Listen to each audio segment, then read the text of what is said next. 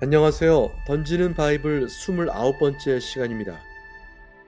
야곱의 11번째 아들 요셉은 구약 성경에서 신약의 예수님을 예표하는 인물로 알려져 있습니다. 형들의 질시와 핍박으로 애굽에 팔려가 종살이를 하면서 감옥에 갇히는 낮아짐을 경험했다가 애굽 총리가 되어 다시 높아지고 총리가 되는 30살 이전까지는 고통 가득한 인생 과정이 있었는데 자신의 고통이 아버지 야곱 그리고 자신을 팔아넘긴 형제들까지 구원하기 위한 하나님의 뜻이었다며 수긍하고 받아들이는 모습에서 예수님의 이미지도 엿볼 수 있다는 겁니다. 그렇다면 요셉도 예수님처럼 무죄했다고 봐야 할까요? 하나님 앞에 무죄한 인간은 없으니까 당연히 요셉도 유죄한 사람이었을 테고 특히 자신이 겪은 고난에 대해선 책임이 전혀 없지는 않았던 것 같습니다. 아버지 야곱의 사랑을 받은 라헬의 아들로 태어난 이후로 요셉은 아버지의 편애를 받았습니다. 야곱 자신도 부모인 이삭 부부의 자식 편애로 가정이 해체되는 경험을 했는데 다시 요셉을 편애했다는 것은 잘 이해가 가질 않습니다. 편애뿐 아니라 야곱과의 공통점은 또 있습니다. 요셉은 꿈을 꾸죠. 10명의 형들이 자신을 섬기는 꿈을 2번이나 꾸고 그걸 또 형들에게 굳이 이야기를 하니까 그제서야 아버지 야곱도 요셉을 꾸짖습니다.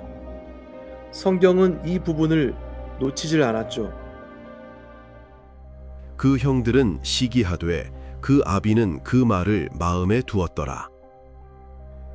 형들의 시기를 받은 요셉은 결국 17살의 나이로 애굽의 종으로 팔려가고 아버지 야곱은 사랑하는 아들 요셉이 짐승에게 잡아먹혔다는 아들들의 끔찍한 속임수에 넘어갑니다.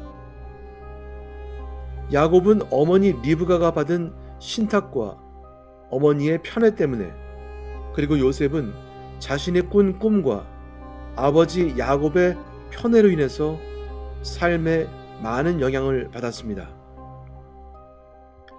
이때부터 애굽 총리가 될 때까지 종살이에 모함을 받고 감옥에 갇히는 13년 모진 고난이 계속됩니다.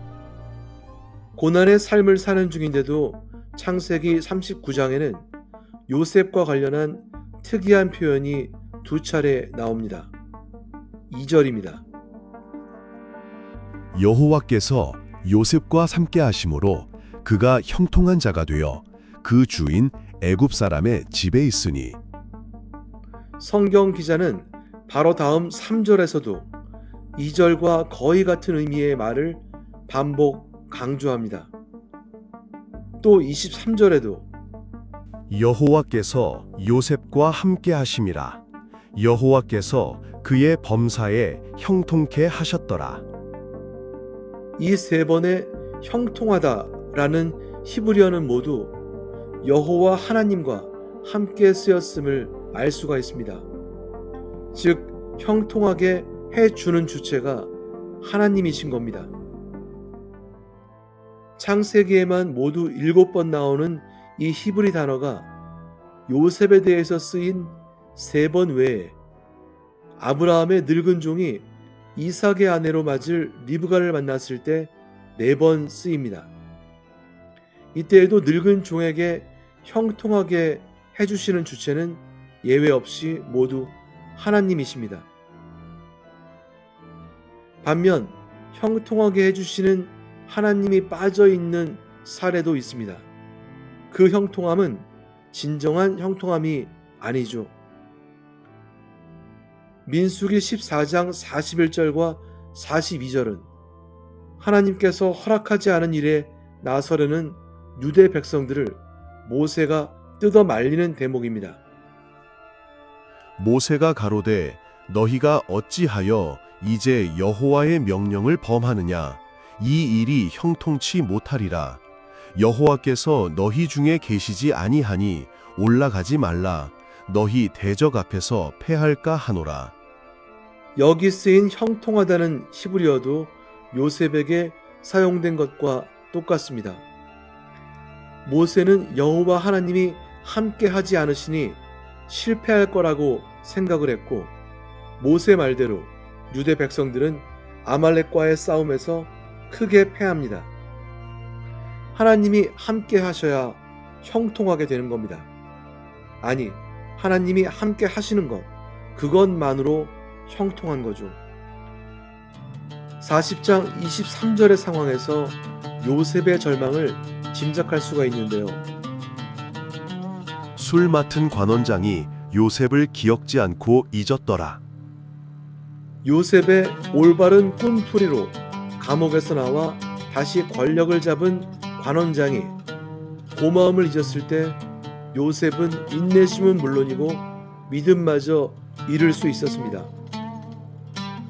왜냐하면 요셉이 술 맡은 관원장에게 이렇게 간절하게 부탁을 했었기 때문이죠.